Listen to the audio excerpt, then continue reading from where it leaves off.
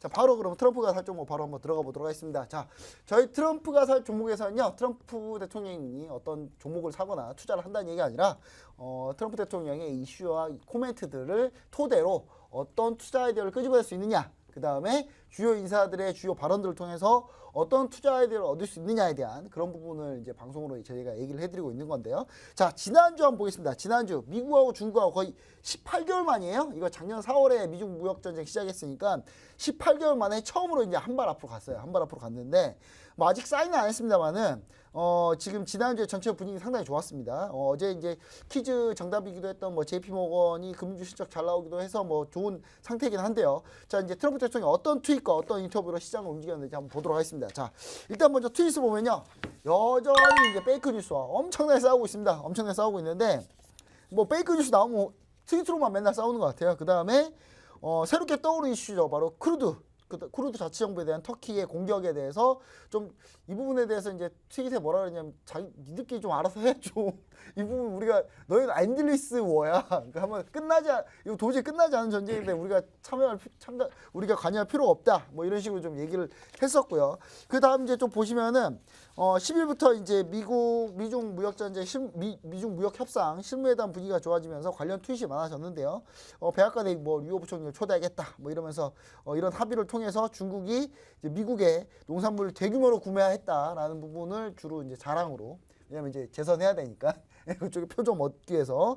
자, 근데 이제 시장에서 이게 스몰 딜 수준이 아니라 이제 다음 뭐 트윗을 보시면은 미니 딜이라고 약간 평가된 부분들이 있습니다. 그 부분에 대해서 이제 위안화 절상의 내용이 들어갔는지, 화해 제재가 뭐 들어갔는지, 이 부분에 대해서 양쪽 의견이 좀 다르면서 약간 실무회담 또 해야 되는 거 아니냐, 뭐 이런 얘기들이 좀 나오고 있어요. 그러면서 이제 지수는 상승, 골드는 하락, 뭐 이런 그림이 나왔는데, 자, 지난주에 이제 전체적으로 이제 나스닥이나 이런 거 쭉 올라왔는데, 쭉 올라오면서 오늘 스타분들이 이 트럼프 대통령의 트윗과 각종 이슈들 어떻게 좀 각 상황별로 대응했는지 그 히스토리를 좀 알고 싶습니다. 먼저 리치스타님은 뭐 지난주 뭐 좀 어떻게 좀 대응하셨나요?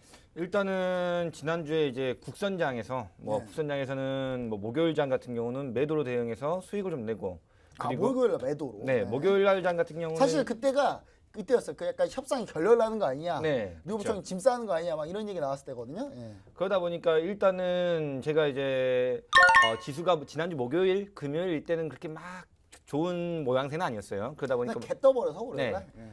그래서 이제 지난주 목요일 날 같은 경우는 매도로 일단 대응을 해서 뭐 1포 이상, 2포 정도 됐죠. 2포 정도에서 청산을 했습니다. 그러니까 이제 진폭 자체가 그렇게 많이 나오지는 않았죠. 아니, 많이 그래도 고가 저가 대비로도 많이 나온 날이긴 했는데, 문제는 이제 고가에서 저가가 워낙 빠르게 움직였기 때문에 그 고가하고 저가를 잡아내지 못했지만, 어쨌든 고가에서 매도 쳐서 일단 아래에서는 수익 청산하고, 그리고 이제 금요일 날은 이제 매도 매수를 조금 병행했습니다. 매도를 했다가, 네, 매도를 장기 좀 움직였거든요. 예. 네네, 장이 괜찮게 좀 움직여서 네. 매도를 해서 매수를 했다가 다시 또 아래에서는 또 매수를 받아서 매도로 돌리는 뭐 이런 전략을 택했고, 그리고 이제 월요일 날과 오늘 장은 그냥 매수로만.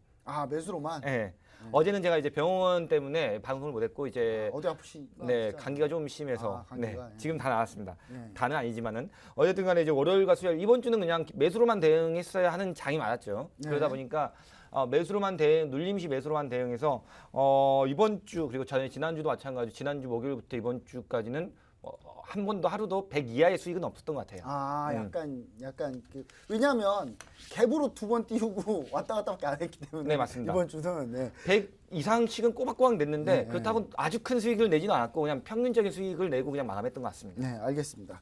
그럼 이제 선제스타님 뭐 해외 선물 포함해가지고 네. 사실 해외 선물은 좀 어제 좀 많이 움직였는데, 어제 뭐 갑자기 유로 급등하고 뭐 이랬는데, 이 부분은 뭐 뒤에서 한번 달아보도록 할 테고요. 그 사이에 이제 뭐 각종 이제 해외 선물 오일이나 골드는 어떻게 대응하셨는지 말씀 한번 부탁드립니다. 뭐 그렇죠. 나스닥 같은 경우 8,000을 넘어간다 그렇게 보고 싸울 수 없기 때문에 8,000 지수부터 7,660까지 매도 한 번, 그 다음에 7,660에서 매수 한 번, 그 다음에 7,600까지 다시 열어놓고 매수 한 번, 그 다음에 오늘은 이제 뭐 결국 상단부 제약에서 매도를 보고 있는 상황이고요. 한마디로 7,600 지수부터 8,000 지수까지 보호하권 매매 전략이었고요. 그 다음에 유로 같은 경우는 이제 뭐 롱포 매수를 고려하기 위해서 계속적으로 매수를 잡아내서 아래쪽에서 뭐 중간 지지력에서 한 번씩 받아서 데일로 끝냈고요. 그 다음에 최저가에서 잡고 롱포 1.10, 400대까지 매수, 그 다음에 추가 매수 있으니까 뭐 물량 없으신 분들은 다시 지지력에서 1.10400 어제 또 다시 추가 매수가 들어갔죠. 그래서 어제도 다시 저가에서 매수를 들여서 잡았고요. 그 다음에 이제 크루드 오일 같은 경우는 이렇습니다. 우선은 55달러 확인하는 것과 50달러 확인하는 게 굉장히 중요하기 때문에 54달러까지 매수 추세를 한번 봤었고요. 51달러에서 받아서 54달러까지 변곡을 다 한번 사실 봤었고요. 요쪽 지지 자리가 상당히 좀 두터운 것 같아요. 네, 오일 같은 네네네. 경우는. 그럼 뭐 지금 55달러 돌파냐, 50달러 깨는 자리냐 뭐 이런 싸움을 계속 하고 있는 거죠. 그래서 우선은 그렇게 해서 다시 52달러, 그 다음에 51.50대, 그 다음에 어제 같은 경우도 다시 52.80까지 매도로 열어놓고 고점 55달러 돌파. 원래는 55.30까지 매수를 열었는데 힘이 없는 것 같아서 바로 저녁에 와서 여기서 매도를 쭉 드렸고요. 아, 그 다음에 52.80 지지력 매수 한번, 그 다음에 다시 생방송 끝나고 저녁에 와서 52.50 지지력 매수. 어제까지 이렇게 들여서 최저가 지지력대 매수들 다 들여서 드린 상태고요. 그 다음에 뭐 골드 같은 경우는 이렇습니다. 사실 이렇게 골드가 딱 많이 빠졌어요. 뭐 이제 지수가 반등이 추가적으로 일어났기 때문에 아무래도 이제 골드가 좀 약한 모습을 띄었었죠. 1,525달러가 굉장히 중요했습니다. 그래서 우리가 얘네들은 이전에 이제 매수를 쭉 끌고 가서 그 다음에 위에서 최고가에서 매도를 칠 때 첫 번째 우리 목표가 1,525달러였거든요. 여기서. 네.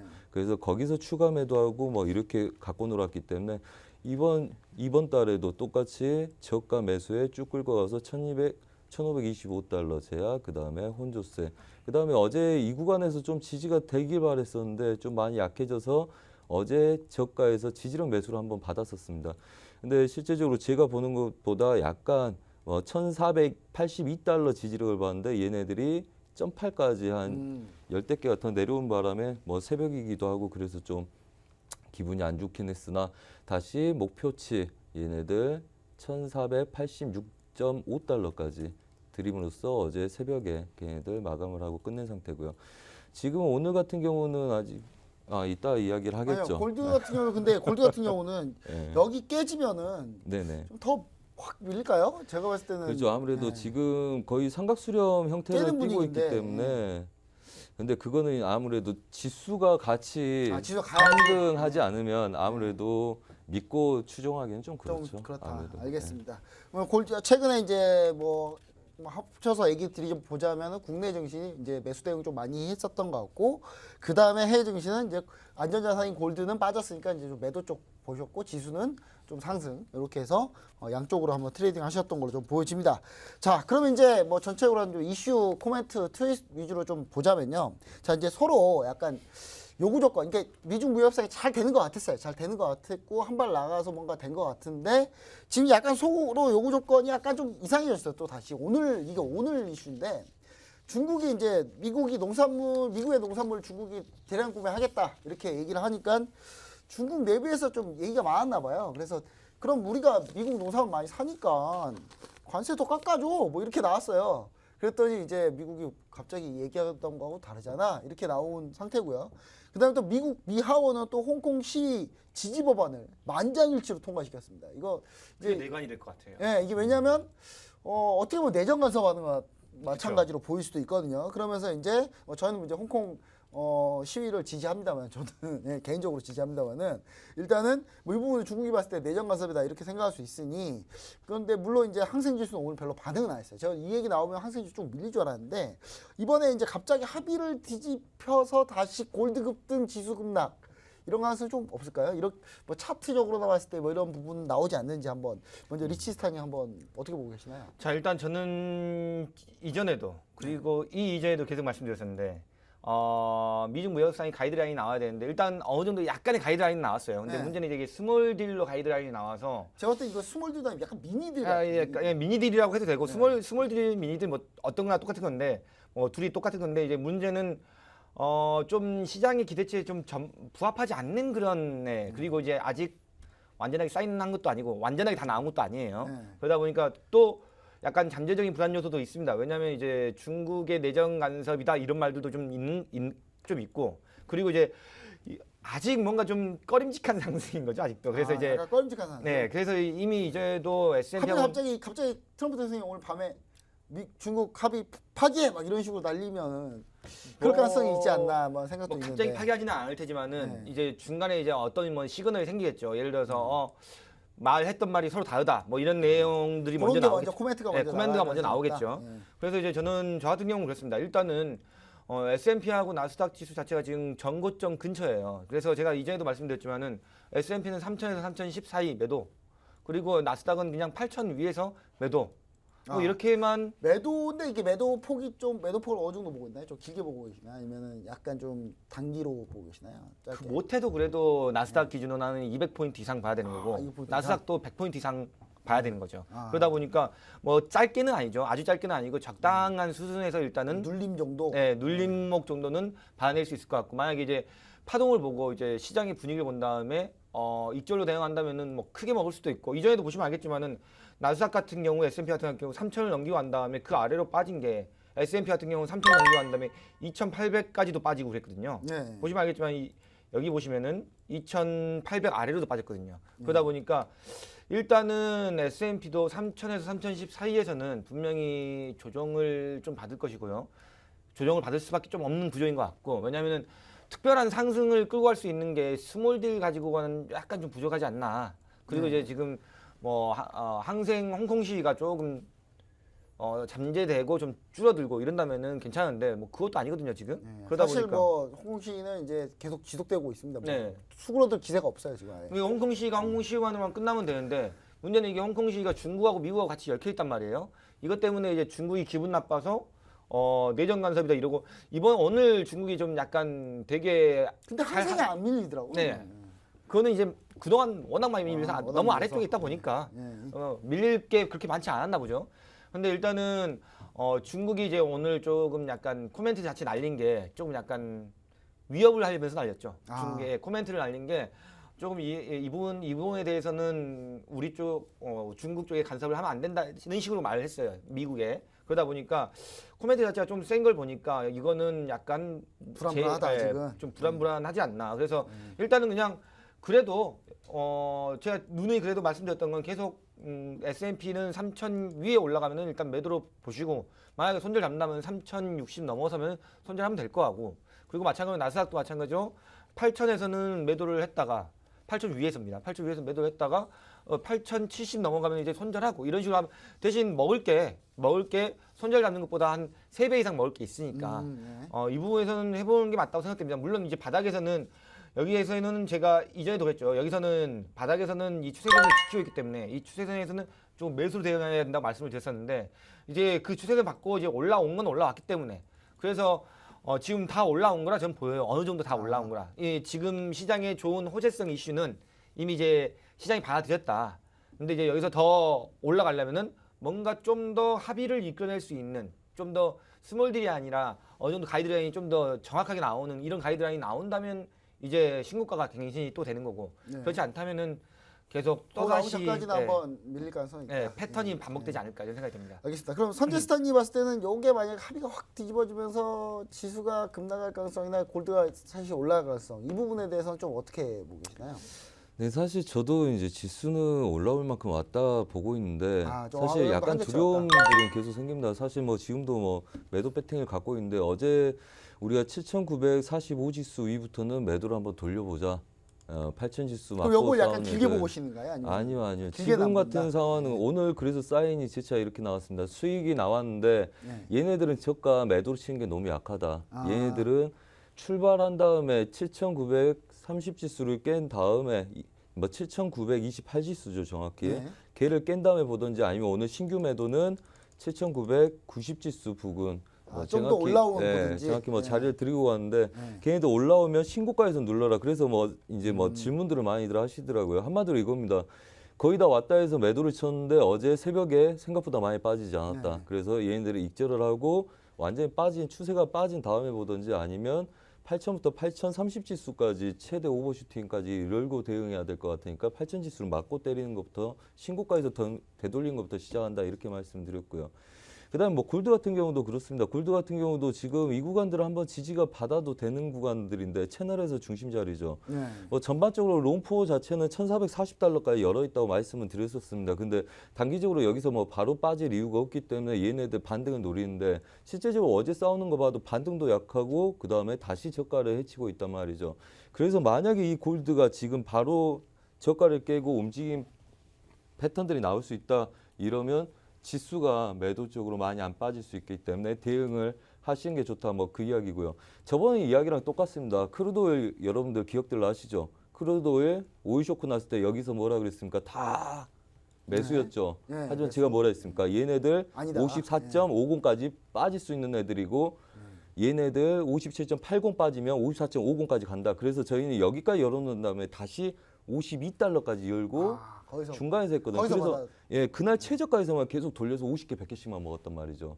근데 실제적으로 이렇게 해서 이거라 생각해서 이렇게 대응하는 사람들은 그냥 다 죽었다고 보시면 맞아요. 되죠. 거의 그래서 뭐 이렇게 뭐 음. 밀려도 어느 정도밖에 안 밀릴 네, 거다. 똑같은 거기서 이야기입니다. 더 팔 거다. 이런 생각. 얘네들은 오늘 뭐 다 왔다 손 치더라도 그래도 저항이 강하기 때문에 이미 네. 오전 중에 쌍저를 찍고 혼조세 들고 있는 애들이기 때문에 얘네들은 신고가에서 되돌리거나 아니면 추세가 완전히 깨진 다음에 보시는 게 낫다 이렇게 말씀드리겠습니다. 알겠습니다. 지금 내용보다는 일단 진행 대문자 한번 보자. 예, 알겠습니다. 자, 그러면 이제 트럼프 발언하고 주요 이제 인사들 발언을 통해서 이제 해외 정보를 매매 방향성을 이제 보려고 하는데 주로 이제 봐야 될 매매 방향성 뭐 어떤 종목 어떻게 보고 계시는지 한번 뭐 리치스탄이 한번 먼저 말씀해 주시죠. 네, 일단은 오일 같은 경우는 저는 이제 계속 지속적으로 말씀드렸던 게 오일은 55달러 이쪽에 가면은 상단. 네, 상단 55. 상단 55달러가 저항이 너무 좀 강해요. 그러다 보니까 55달러에 근접해서는 매도 쪽으로 좀 일단 바라보시는 게 맞을 것 같고, 그리고 이제 만약에 매수를 본다면은 두 군데 자리가 있긴 있는데 네. 문제는 저는 매수로는 보지 않고 반등시 매도 전략으로 일단은 크루드 오일 올라오면 때린다. 네, 올라오면 때린다. 기다렸다가 올라오면 55달러 쪽에서는 매도로 일단. 아, 그리고 이제 얘들 55달러까지 위에 올라오는 걸 기다리는 건데. 네네 55달러까지 올라와서 여기가 이제 매도도 아니고. 네, 얘가 55달러를 찍잖아요. 그러면 네. 바로 올라가지 않고 꼭 다시 52달러 초반대나 아니 52달러 살짝 깨고 다시 올라간단 말이에요. 네. 이런 패턴을 계속 반복하고 있기 때문에 저 같은 경우는 이전에도 제가 이제 오일 여기 63달러 올라갈 때도 말씀드렸죠. 더 올라가기는 힘들다, 어렵다. 그래서 제가 분명히 말씀드렸는데 그 이후로도 많이 빠지고 반등이 나왔으나 결국에 여기 반등 나왔어도 54.93달러까지 올라가고 밀렸죠. 그러다 보니까 55달러 쪽에서는 55달러를 살짝 넘긴다 하더라도 매도를 일단 받아봐야 되는 게 맞고요. 그리고 이제 그다음 이제 사실 유로죠. 오일 같은 경우 미중 무역상 결과가 잘 나오면 오일이 올라야 되는데 네. 안 올라요. 오늘 왜냐하면 이제 사우디 건이 이제 네. 희석이 돼버렸기 때문에 어쩔 수 없는 건데. 그래서 이제 그리고 이제 유로 같은 경우는 제가 이제 뭐 이전에도 몇 번 말씀을 드렸었는데 이로는 한번 그 다음에 이제 얘기를 네. 할 겁니다. 제가 네네. 다음 질문 때 한번 해주시면 좋을 것 네네. 같고요. 그럼 선제스타님은 나스닥 골드 한번 얘기해 주셨으니까 네. 바로 그러면 유로로 한번 넘어가 보도록 하죠. 자, 영국가 어제 이제 영국하고 EU 간의 브렉시트 딜 가능성이 살짝 이제 제기가 되면서 파운드하고 유로가 갑자기 급반등하더라고요. 갑자기 10시 그 부분 때 해가지고. 그렇죠. 자, 어제 이제 그 독일 지표도 어제 잘 나왔는데 유로 FX 같은 경우 이제 트레이딩 전략은 좀 어떻게 보면 좋을까요? 뭐 파운드까지 해서 얘기해 주시면 제일 좋을 것 같은데. 뭐 먼저 선제 스타일 먼저 한번 해볼까요? 그 유로는 어떻게 보고 계시나요? 뭐 유로 같은 경우는 추가적인 매수를 좀 보고 있습니다. 뭐 유로하고 매수 쪽으로? 파운드 뭐 전반적으로 뭐 저가에서 되돌림을 본다. 그러니까 눌린 다음에 되돌림 본다 그랬는데 제일 중요한 건 이거죠. 1.11200 때 이 구간들 추가적으로 넘어가는지가 굉장히 중요합니다. 그래서 지금 저가에서 우리가 매수를 두 번 잡았단 말이에요. 저가 매수에 한 번 끊고 그 다음에 추가 매수에 마무리를 했단 말이죠. 그래서 어제는 또 되돌리기도 하고. 지금 앞으로의 구간은 1.12000 때 이 구간들 돌파 안착하는지가 굉장히 중요하다.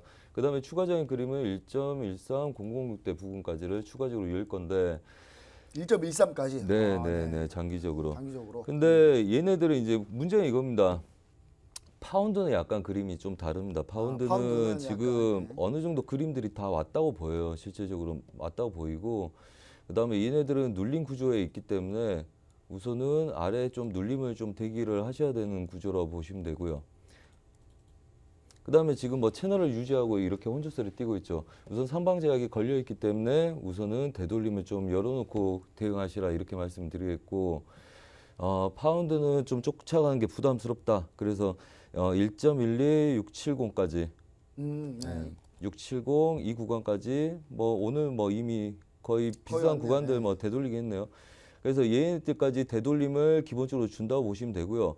대신 고가를 바로 넘어가기가 좀 부담스러울 겁니다. 그래서 우선 파운드는 매수로 한번 마감하시고 오히려 최소 물량으로 끌고 가시던지 아니면 이 추세를 한번 깨고 내려온 애들 1.12500 한마디로 저는 얘네들 파운드 마감 짓고 사실은 1.12500 아래로 다시 크게 다 눌린 돌려간다. 부분 사실 파운드 본다고 같은 보시면 경우가 됩니다. 영국 같은 경우는 네. 브렉시트를 해도 문제고요. 사실. 네. 예. 그렇죠. 잘 끝나도 문제, 안 끝나면 더 문제. 네. 결국 문제는 문제거든요. 파운드가 그래서- 하락 가능성이 좀 있지 않나. 네. 저도 약간 이렇게 지금 보고 뭐 있는데. 정리를 하자면 가장 강력한 저항점이 오늘 저가 네. 1226700대고 그 다음에 얘네들 바로 안착을 못하고 크게 눌리면 얘네들은 200까지 2500까지 눌릴 수 있기 때문에 거기서 다시 시작하는 관점으로 보시고 유로는 눌릴 때 계속적으로 이 구간들을 뛰어넘는 거 보시고 이걸 뛰어넘으면 그때 1.13000대 이후까지를 여시면 된다 이렇게 말씀드리겠습니다. 알겠습니다.